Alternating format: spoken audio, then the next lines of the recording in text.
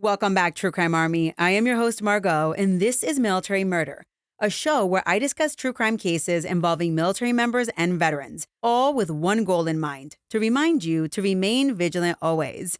Happy holidays, everyone. I hope that you're enjoying the crisp air, the long days, and the somewhat chaotic yet joyful holiday season. But I also want to acknowledge that this time of year can be stressful, and at times it can be lonely, even when you're surrounded by a lot of people. There may be someone listening today who just found out that their spouse is leaving them, and the happily ever after you thought you had was never real at all. And if it feels like the rug was just ripped out from under you and you can't breathe, listen to me closely. You will be okay. You may not have been enough for that person, but you are enough. And if you have kids, they will be okay too. So take a deep breath and repeat after me. I do not look good in orange. I do not look good in orange. I do not look good in orange. Okay, you with me?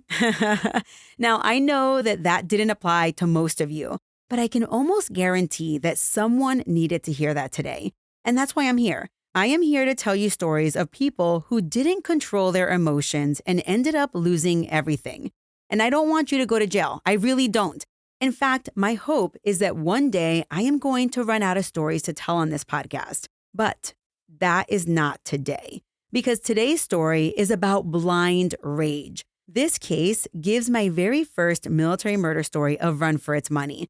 It involves an illicit affair, someone going AWOL and making an international pit stop, 2 kidnappings, a murder, and a confession so unhinged that even the officer taking the report was left wondering, did he really just say what I think he said? And listen, today's case isn't just about soap opera level drama. The case you are going to hear about today set legal precedent for the entire state of New Mexico. So be sure that you stay until the very end to hear about those legal insights. Join me today as we head to Holloman Air Force Base. This is the story of Airman First Class Pierre Tony Smith. Now, let's dig in. Military murder is an independent project and is not endorsed by the Department of Defense or any military component. The views expressed are those of the host. The content of this podcast is not meant to be legal or medical advice. Warning, this episode contains graphic details of murder and is not suitable for young listeners. Listener discretion is advised.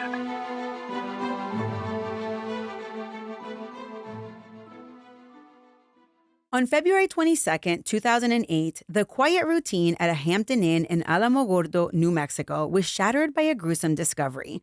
Inside room 202, police found the lifeless body of Airman First Class Pierre Smith, who went by Tony.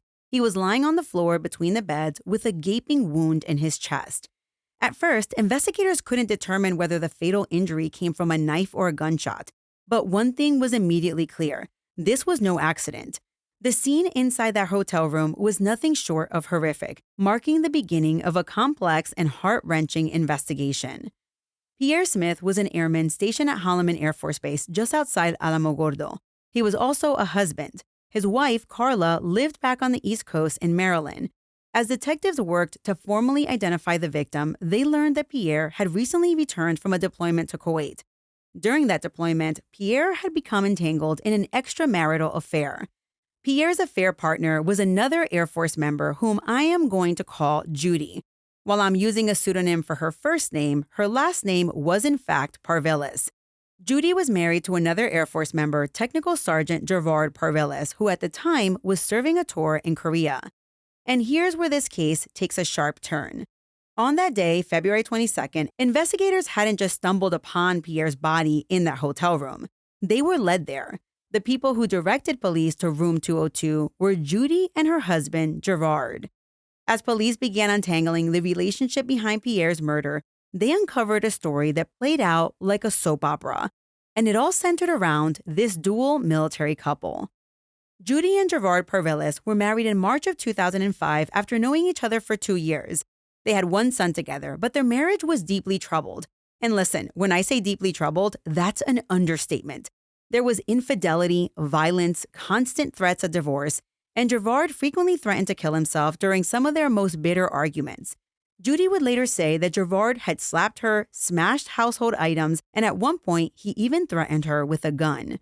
On top of all of that, Judy knew Gerard was intensely jealous. By 2007, the Parvilus marriage was essentially over. So listen, what do military couples do when their marriage is doomed? They take assignments on opposite sides of the world. Am I right? Gerard received orders to Korea. Judy took orders to Kuwait. And their son, well, he went to live with Judy's mother back on the East Coast. And just like that, Judy and Gerard said their goodbyes. With distance and a little bit of clarity, in October of 2007, Judy asked Gerard for a divorce. That conversation went nowhere. But just days later, Judy met another airman she felt a real connection with. His name was Pierre Smith. Whether Judy and Pierre knew at the outset of their relationship that each of them was married to someone else, well, all of that is unclear from the record. What is clear is that they soon began a romantic relationship. Once again, after beginning this relationship, Judy approached Gerard again, asking for a divorce. When he refused, Judy felt desperate and she confessed that she had met someone else. She also confessed not only had she met someone else she was interested in, she was having an affair and had sex with this man a handful of times. After that phone call, Gerard spiraled into a deep depression, but he was still in Korea and Judy was still in Kuwait. In December of 2007, Gerard drew up divorce papers and served them on Judy. But despite wanting a divorce and now having the paperwork in hand, Judy refused to sign. Why? Because Gerard had listed infidelity as the grounds for the divorce. You see, Judy feared that an official finding of adultery in her divorce could get both her and Pierre in serious trouble with the Air Force. And of course, that is accurate. On top of that, she was scheduled to attend Airman Leadership School once she got back from Kuwait, and she didn't want to jeopardize her chances of actually attending ALS if there was some sort of investigation. So Judy did something drastic. She didn't sign the paperwork. She told Gerard, listen, when I told you I had an affair, I made the whole thing up. I had lied. It's not true. I haven't been having an affair. Whether Gerard believed her is unclear. By January of 2008, though, there appeared to be a shift, almost as if the couple might finally be able to separate without things blowing up. On January 26, Judy returned to New Mexico from Kuwait. Around the same time, Gerard took emergency leave and returned to New Mexico as well. This was at least in part planned. Gerard returned stateside to help Judy move into her own apartment. It was the same apartment complex, but a separate unit. Judy agreed. Once everything was set up, Judy asked the landlord to remove his name from the lease, and he didn't keep a key to Judy's apartment. On paper, at least, it looked like a clean break. On February 5th, after everything had been separated and settled, Judy drove Gerard to the airport so that he could return to Korea. But that drive was anything but quiet. During that drive, Gerard became enraged. He punched the dashboard and kicked out the windshield of the car. Now that's next-level rage. Judy was understandably terrified, but once Gerard got out of the car, she was relieved. She was happy to finally drive away from that relationship and begin her new solo life. But Judy wouldn't be on her own for long. Within a week of Gerard leaving, she invited Pierre to stay with her in her brand new apartment. And the two picked up their relationship right where it had left off in Kuwait. Then, in mid-February, during a phone call between Judy and Gerard, who was still in Korea, by the way, Judy decided that she had something she needed to get off of her chest. Why she ended up telling this man what she told him is beyond me. But during this call, Judy confessed that while she was in Kuwait, she actually did have an affair. And during that affair, she became pregnant. After returning stateside, she told Gerard that she had an abortion. Judy would later say that she made that abortion decision because she was concerned for the baby's health due to the immunizations that she'd received for that deployment, specifically the anthrax shot. So imagine how Gerard is feeling listening to this halfway across the world. Put yourself in his shoes. He could have taken this one of two ways. He could have been hurt, but he could have thought, okay, I dodged a bullet with this woman. Or he could have completely lost his crap. And guess what Gerard did? He lost his mind. He flew into a blind rage, but he was still in Korea. So what harm could he really do from halfway across the world, right?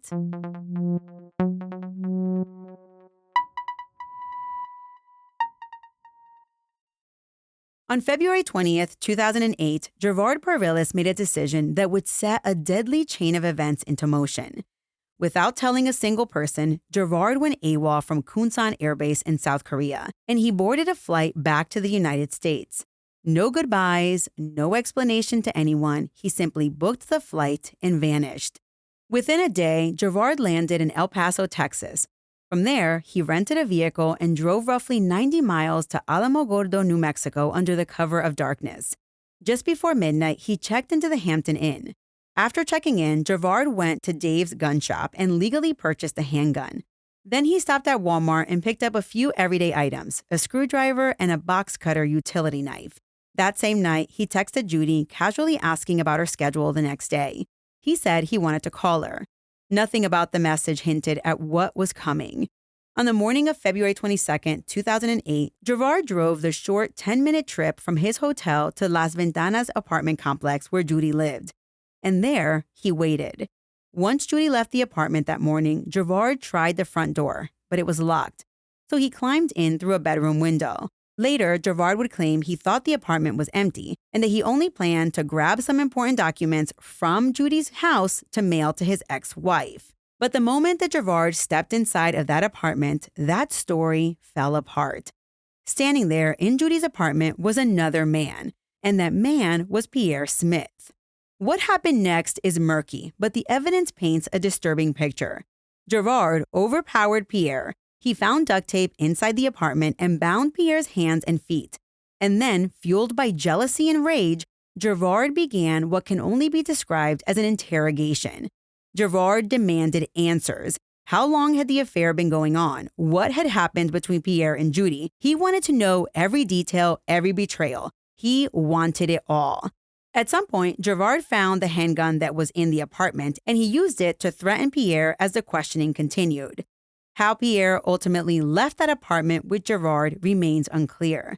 Gerard would later claim that he removed the duct tape and let Pierre go, that it was Pierre's idea for them to leave together. According to Gerard, during their peaceful conversation, the two men realized that Judy was playing both of them, and that they wanted to talk things out, maybe even confront the woman who had led them here to begin with. But let's be clear, whether Pierre left voluntarily or whether he felt that he had no choice because the man standing in front of him was armed and clearly unhinged, all we can safely assume is that Pierre was terrified and went along under duress. And as they left the apartment, Gerard grabbed something else. He grabbed a large kitchen knife. Gerard and Pierre then got into Pierre's car and drove back to the Hampton Inn. That's when they entered room 202. What happened inside that hotel room is known only in fragments, but here's what we do know. Within 20 minutes of entering the room together, Gerard in front and Pierre following, Gerard walked out alone. Pierre was left behind, dead. And with Pierre no longer alive, Gerard's focus shifted back to Judy, the woman who in his mind had set everything in motion. After leaving room 202, Gerard went down to the hotel lobby and asked for a ride. A maintenance worker offered to drive him the 10 minutes to the La Ventanas apartment complex. Gerard barely spoke during the drive. Once he was dropped off, Gerard let himself back into Judy's apartment. And there, he waited and waited and waited. Judy returned home from work just after 3 p.m. She walked in through the front door, set her mail down on the table, and then, out of the corner of her eye, she saw him. Gerard. He pointed a gun at her and immediately began screaming. Then he struck her in the forehead with the gun, pistol whipping her so hard that it split the skin and sent blood running down her face. Dazed, bleeding, and terrified, Judy found herself face to face with a man she barely recognized as her husband. Over the next several minutes, Gerard interrogated Judy at gunpoint, demanding explicit details about her affair. He questioned the paternity of their son, and every answer Judy gave seemed to push Gerard further over the edge. Then Gerard produced proof. He showed her blood-soaking clothing. He paced back and forth in the apartment, his emotions fluctuating from rage to despair, and he repeatedly told Judy that he had killed Pierre. At times, he threatened to kill himself right in front of her, a threat that he'd made before. But this time, Judy could see something was different. Gerard was completely unhinged. As Judy walked into her bedroom, she saw that the screensaver on her laptop had been changed. The screensaver now displayed a photo of her and Pierre kissing while in Kuwait. Judy was terrified. Was Pierre actually dead? Was she next? After moments of pure terror, Gerard forced Judy to put on a hat to hide the bleeding gash on her forehead. Then he made her exit the apartment at gunpoint and then forced her into the car. And despite already telling her that Pierre was dead, Gerard suddenly changed his story. He told Judy that Pierre was waiting for him at the hotel and they just wanted to talk. When they pulled into the Hampton Inn parking lot, Judy noticed Pierre's car parked near a dumpster. Gerard then forced her out of the car and into the hotel and ordered her to go into room 202. Judy walked into the room shaking. At first, she didn't see anything. Gerard then told her to look again. That's when she stepped farther into the room and saw Pierre lying on the floor between the two beds. There was a gaping hole in his chest, and he was clearly dead. Judy collapsed, and in that moment, she knew Gerard wasn't lying. What followed was chaos. An argument erupted over what would happen next. Gerard spiraled, ranting through a series of horrifying possibilities. He could kill Judy right there and finish his revenge. He could kill himself and leave her to live with what she'd done. Or he could end it all in a murder-suicide. Over the next several minutes, Gerard made a series of phone calls. He called his sister and confessed and asked her to take care of his kids. He called an Air Force friend and confessed that he had done it, that he had killed the other man. Both of these women who he had called ended up speaking with Judy on the phone. And Gerard's sister begged him not to do anything else, to stop and turn himself in. The Air Force friend, though, she wasn't nearly as sympathetic. As Judy cried on the phone with Gerard's friend, the woman bluntly told her, "You caused this. Why are you crying? This is your fault." Throughout all of this, Judy pled for her life. She didn't want to die. And then, without warning, Gerard forced her out of the hotel room, into the car, and began driving. Where he was going, she had no idea. But Gerard was driving straight to the police station. That Friday, February 22nd, 2008, at around 5 p.m., an unsettling scene unfolded inside the police station in Alamogordo. A man walked in off the street with a woman and calmly announced that he was an Air Force sergeant who had gone AWOL. I mean, those words alone was enough to snap every head in the room upright. The man then placed 2 guns on the counter along with a knife. The man identified himself as Technical Sergeant Gerard Parvilus, and he was there to turn himself in. But before Gerard could say much else, Judy spoke. Frantically, she blurted out words that landed like a shockwave. Her husband had just killed a man. The room shifted instantly with those words. As officers moved to secure the scene and take control of the situation, Gerard was escorted to the back. Judy stayed behind, shaking as investigators began asking questions. And right there, still in shock, still sobbing, and still absolutely hysterical, Judy told them everything. Her husband had killed her lover. The man's body could be found in a hotel room. As Judy spoke, the pieces began to fall into place for law enforcement. You see, less than an hour before Gerard walked into that station, police had actually received a call from his sister. The sister was calling from out of state, and she told the police that she believed something terrible had happened at a nearby hotel. Now, Gerard was standing in front of them, having surrendered his weapon and basically turned himself in. Judy was there, visibly injured, and she was a witness because she described the body that she had seen with her very own eyes. All that was left to do was to confirm that this story was true. When investigators entered room 202 at the Hampton Inn, they found exactly what Gerard and Judy had described. Back at the station, Gerard had waived his Fifth Amendment rights to remain silent, and he chose to speak, and he didn't hold back. According to a police report later cited in court, Gerard confessed openly. He said he had killed a man that was sleeping with his wife, and he told the officer that he killed the man with a knife. Gerard even directed officers to the hotel room, stating that the body could be found there. His confession was detailed. It was calm, and it was almost clinical. And in that interrogation room, investigators learned how Gerard had ambushed Pierre, tied him up, and ultimately stabbed him inside the hotel room. Gerard also admitted to assaulting Judy and forcing her to see the body, corroborating her account of the night's terrifying events. Now, I want you to hold that thought, because while Gerard was sitting in a New Mexico police station confessing to murder, another piece of this story was unfolding nearly 2,000 miles away in Maryland. At the time, Pierre's wife, Carla, was living on the East Coast and attending school. On the morning of February 22nd, her day was shattered by a random call from an unknown number. The caller was Gerard Parvilus. Carla had never spoken to him before, but within minutes of answering that call, Gerard told Carla that his wife and her husband were having an ongoing affair that began in Kuwait. This call lasted nearly 20 minutes. During that time, Gerard gave Carla the contact information for Pierre's commander and highly suggested that she report the infidelity to Pierre's commander.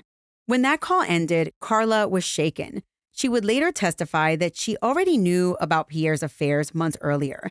But quite honestly, she believed it had ended because he told her it had ended. Now, hearing this on the phone months later that the affair was ongoing, it sent Carla reeling. After hanging up with Gerard, Carla tried calling Pierre again and again, and every call went straight to voicemail.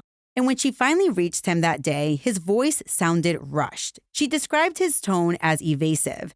He told her that he was at the shop with his car. But when Carla heard this, it just didn't feel right.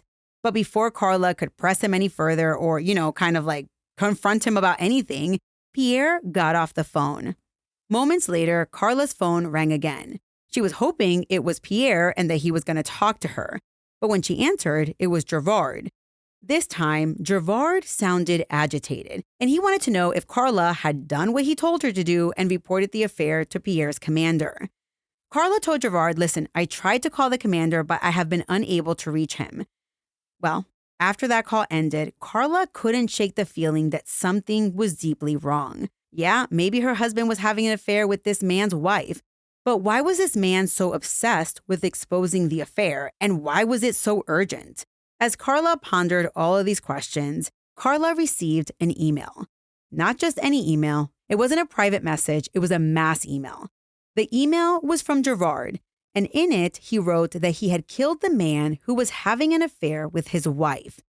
As Carla read the words, her blood ran cold. Was this some sick, cruel joke by a jealous husband?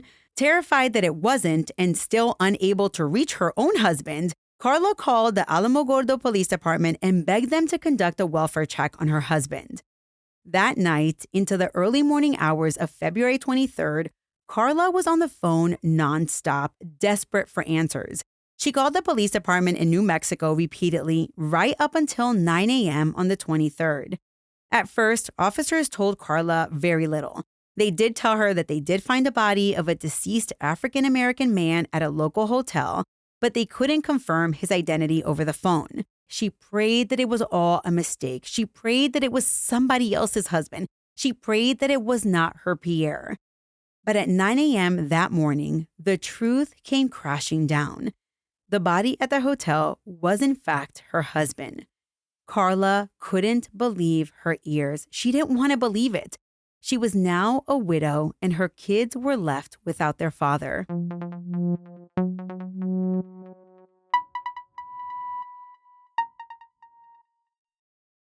With Gerard Parvilus in custody and a full confession already on the record, law enforcement in New Mexico moved fast to lock this case down.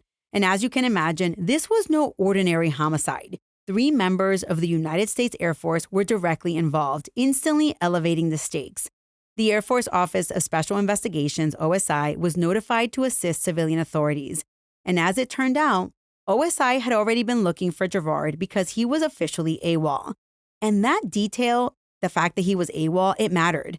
Because going AWOL didn't just violate military law, it actually spoke directly to premeditation. Gerard hadn't just snapped and acted on impulse. He secretly boarded a plane, flew halfway across the world, and came home with a purpose. And local prosecutors in Otero County, they wasted no time. Gerard Parvilus was charged with a sweeping list of crimes. First-degree murder for killing Pierre. 2 counts of kidnapping, 1 for kidnapping Pierre and 1 for kidnapping Judy. Aggravated burglary, aggravated battery, and assault.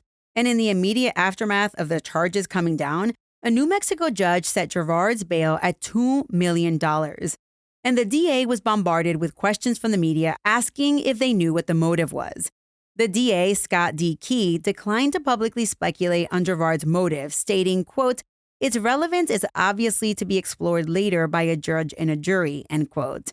But outside the courtroom, even though the media was asking, no one really doubted why this happened. Jealousy, control, revenge.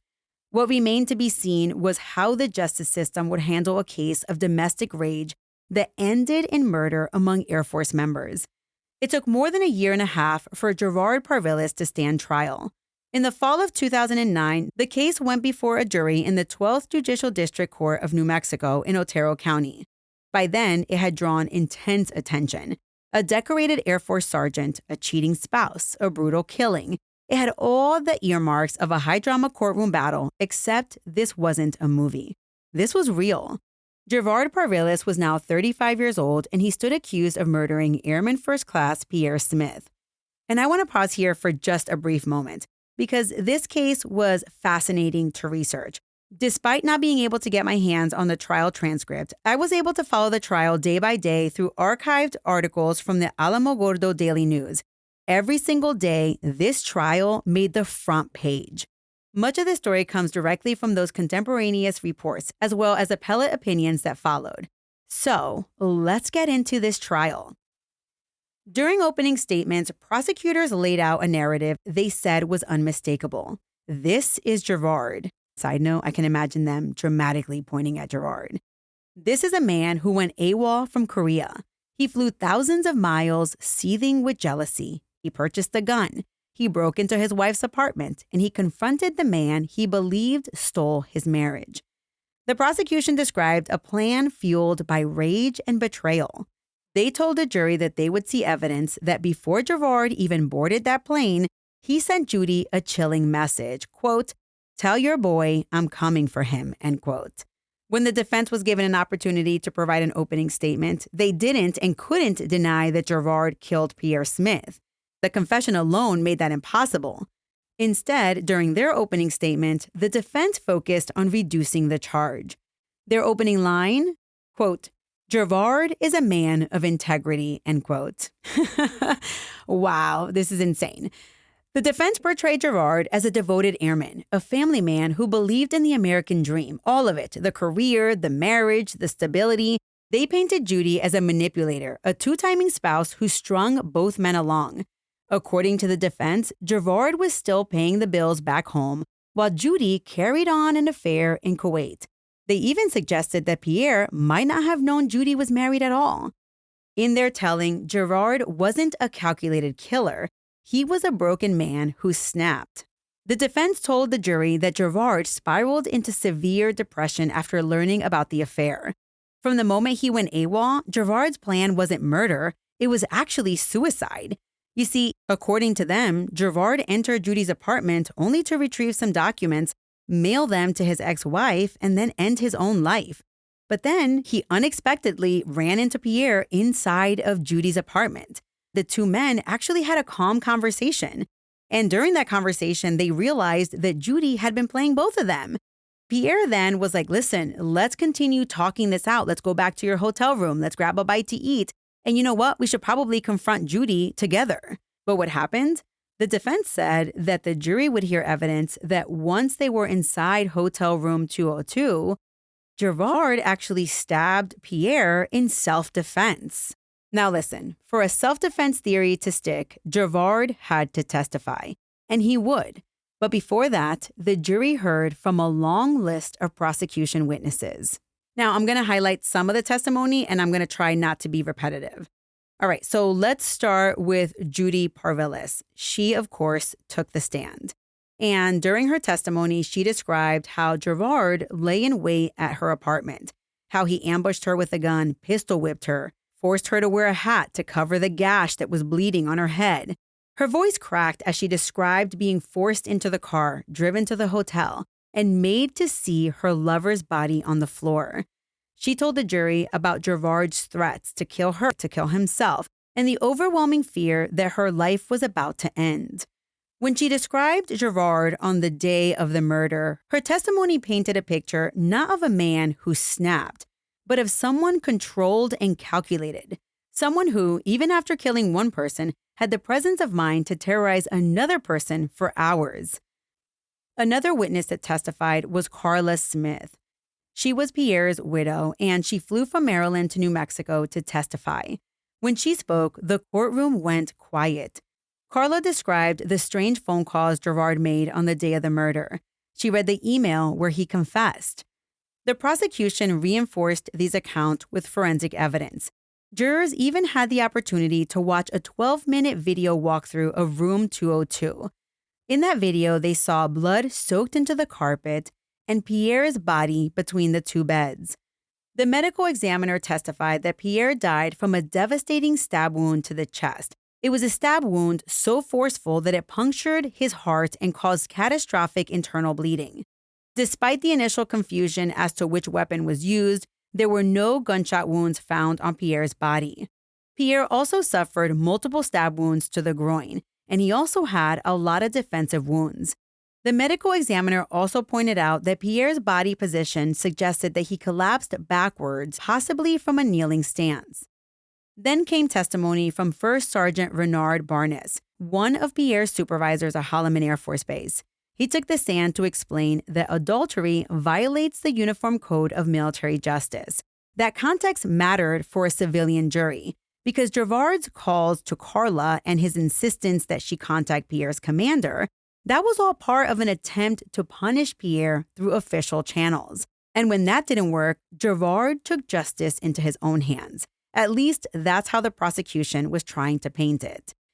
In addition to all of these witnesses, the jury also heard from hotel staff who checked Gerard into the hotel, the maintenance worker who drove him the morning after the murder, and they even heard from a housekeeper who saw Gerard and Pierre in the hallway of the hotel.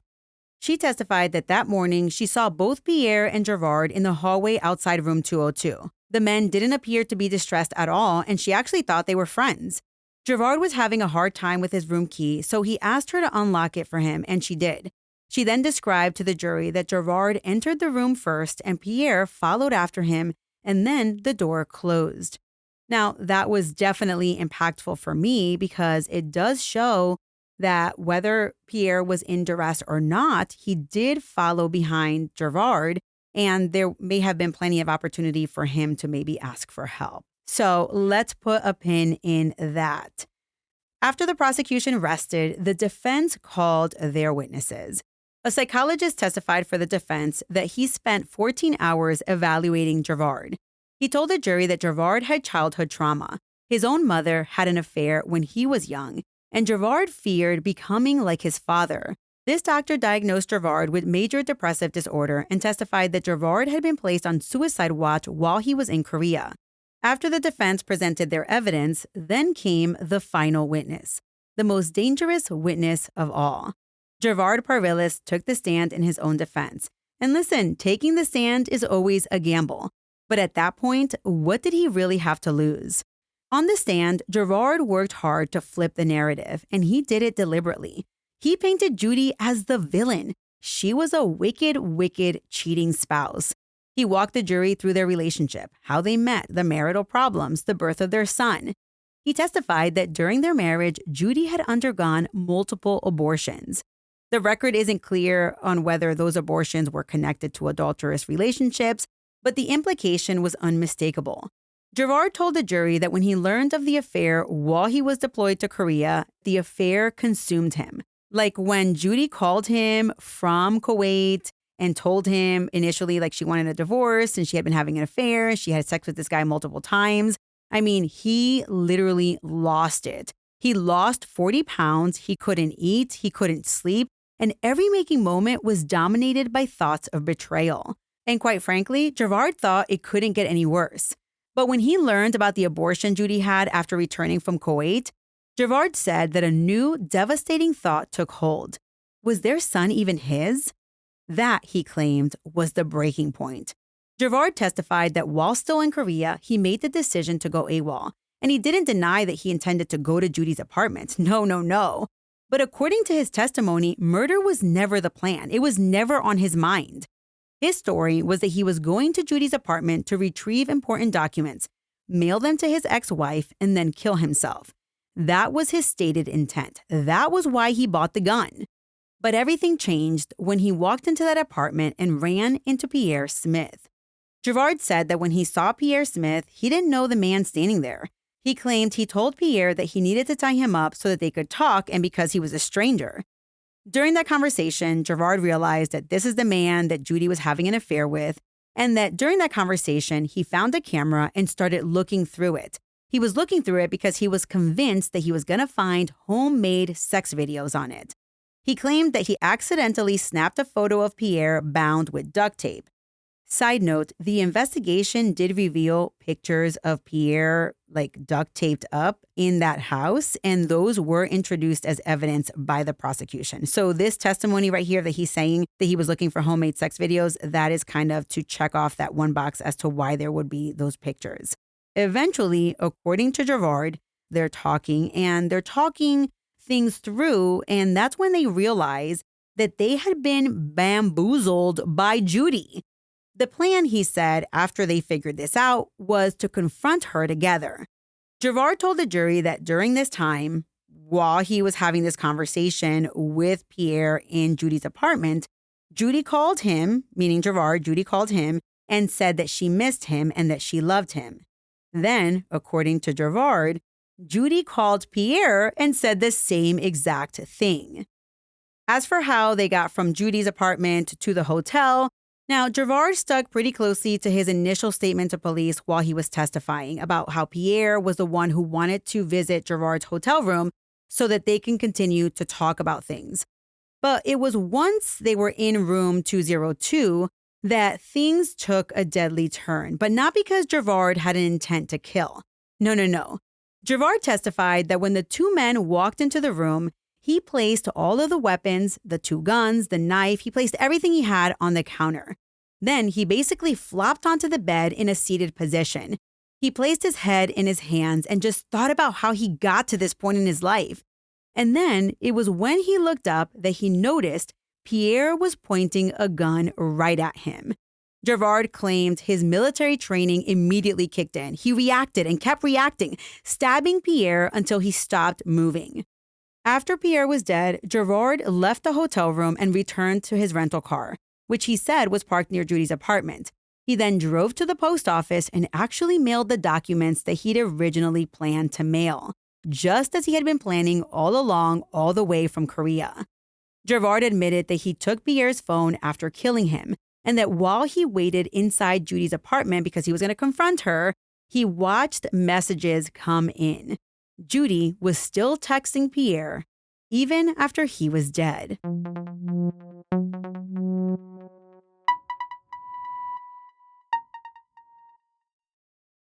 After 2 weeks of listening to testimony and reviewing evidence, the jury was left with a single weighty responsibility: deciding Gerard Parvilus' fate.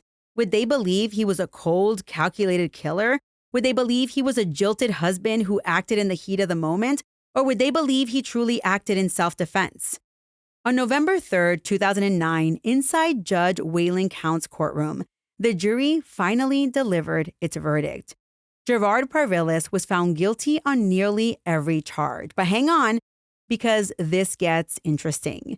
The jury convicted Gerard of murder, but not first-degree murder. Instead, they found him guilty of second-degree murder. That distinction, first-degree and second-degree murder, is important. It means that the jurors did believe that Gerard intentionally killed Pierre, but they were not convinced that the killing met the legal standard for premeditation required for first-degree murder. In other words, they stopped short of finding a calculated, pre-planned execution. The jury also found Gerard guilty of 2 counts of first-degree kidnapping, 1 for Pierre and 1 for Judy. They found him guilty of aggravated assault with a deadly weapon, aggravated burglary for breaking into Judy's apartment, and interference with communications because he had disabled a phone which prevented Judy from calling for help. Now, the only charge that Gerard was acquitted of was a second overlapping burglary count. And at that point, once the jury rendered their verdict, the case should have moved smoothly into sentencing. But it didn't, y'all. After the verdict, Gerard's defense team filed a legal motion challenging the aggravated burglary conviction. And the argument they raised was unexpected. The defense pointed to a 1907 territorial law, which was more than a century old. And that law stated that a husband or wife cannot be legally excluded from the other spouse's dwelling. In plain English, what the defense was arguing was that a spouse cannot burglarize their own spouse's home because that law from back in 1907, it gives each spouse a legal right to enter. Okay, so the defense presented this motion to the trial judge, and Judge Counts found the argument persuasive. Relying on the antiquated statute, Judge Counts then set aside the aggravated burglary conviction. He ruled that Gerard's entry into his estranged wife's apartment could not be considered unauthorized under that old law. The ruling was pretty surprising. It was a ruling that temporarily wiped out a serious charge based on a legal rule written generations earlier. But all this means is that by setting aside that one conviction, Gerard's possible sentence was going to be lower than if that charge stuck. Okay. With the burglary count now vacated, the court moved forward to sentencing on the remaining convictions, and that sentencing hearing took place in early 2010. During sentencing, Carla Smith, Judy, and other family members delivered victim impact statements, and they detailed the permanent devastation left behind by Pierre's murder. In the end, Judge Counts sentenced Gerard to 34 and a half years in prison, and Gerard was 35 years old when his sentence was handed down. After the sentence, the respective parties returned to their lives to grieve, heal, and cope with what had transpired. But in the hallways of the New Mexico appellate courts, Gerard's name was being spoken about left and right. Now comes the part in this episode where I can get a little bit nerdy, because while Gerard's murder conviction was settled, the fight over that aggravated burglary charge was far from over, and that fight would end up changing New Mexico law. After Judge Counts set aside the aggravated burglary conviction based on that outdated 1907 spousal property law, New Mexico prosecutors were up in arms. They were alarmed and they were pissed. They believed the ruling was wrong, and not only was it wrong, it was dangerous. If it stood, it meant an estranged spouse could forcibly enter another spouse's home and avoid burglary charges simply because they were still legally married. A loophole like that, prosecutors warned, could embolden domestic abusers. So the state appealed, asking higher courts to reinstate the burglary conviction. At the same time, Gerard's defense team filed their own appeals. They were challenging multiple aspects of the trial. They argued various things. For example, they said the jury instructions were flawed, the evidence was insufficient on certain charges, and they even claimed that the New Mexico kidnapping statute was unconstitutionally vague. The case worked its way up through the appellate courts. In 2013, the New Mexico Court of Appeals sided with Gerard, at least on the burglary issue. The court acknowledged that interspousal burglary often goes hand in hand with domestic violence. But they said, listen, we are bound by the plain language of the 1907 statute, which stated that one spouse could not be excluded from the other's dwelling. In essence, this court said, listen, yeah, this sucks and this may be a bad outcome, but fixing it is the legislature's job, not the courts. And what do you think happened when they made this decision? Well, the Court of Appeals decision sparked serious concern among prosecutors and victim advocates. They feared it effectively created a form of spousal immunity for burglary. But the story did not end there. The New Mexico Supreme Court agreed to hear the case. And on July 31st, 2014, it issued a unanimous decision that shut the loophole down for good. The state's highest court ruled that the 1907 law was never meant to shield violent conduct in a criminal context. Yes, spouses have property rights, but those rights do not override criminal law. The court made clear that the statute did not prevent a spouse from being convicted of burglarizing the other spouse's separate residence, especially when the couple was effectively separated. And in Gerard's case, the facts were crystal clear. Judy and Gerard had agreed the apartment was hers alone. His name was not on the lease. He didn't have a key. He didn't have permission. He had no right to enter. And let's not forget how he got in. He didn't walk in through an unlocked front door. This man broke in through a window, and that was undeniably unauthorized. The Supreme Court reversed the lower courts and reinstated Gerard Parvilus' aggravated burglary conviction. And that ruling had real consequences for Gerard. With that burglary conviction back on the table, on remand, the trial court resentenced Gerard, increasing his total prison term to 43 and a half years. Not surprisingly, Gerard continued to pursue post-conviction relief and habeas petitions, but none were successful. What did endure was the legal impact of this case. The case, State versus Parvilus, became a landmark decision in New Mexico. It firmly established that marriage does not give someone a free pass to invade a spouse's separate home or commit crimes inside of it. The ruling modernized the interpretation of an antiquated law and closed a dangerous loophole in domestic violence cases. In the end, Pierre Smith's death didn't just end a life. It actually reshaped the law, ensuring that future victims would have clearer protection, even when the person on the other side of the door was a spouse. In my research, I did not find an obituary for Pierre Smith, but by all accounts, he was not a violent or aggressive person. Carla, his widow, even in his death, described him as someone who had a calm demeanor. And yes, we can all stand here and say he made poor choices, but it should not have cost him his life. And honestly, I feel like this is a story I've told dozens of times on this show, just with different names. These cases should serve as a stark reminder of how lethal domestic disputes can become, especially when you throw military duty and unchecked emotional turmoil into the mix.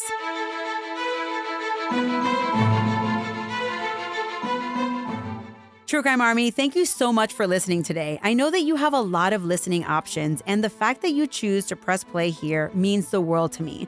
This new year, I am wishing you loads of happiness, joy, peace, and love. I'll catch you next time. My sources for this episode include various appellate court opinions, the devoted daily reporting at Alamogordo Daily News, Stars and Stripes, KVIA News, as well as KOAT 7 News Channel. Military Murder is a Mama Margot production. The music was created by Ty-Ops. Until next time, remember, you never really know what someone is capable of, so remain vigilant always. You have a fabulous week, and I'll keep digging to bring you another military murder story next time.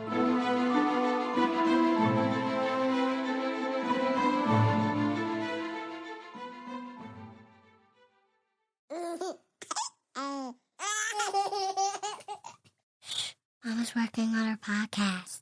I don't want to.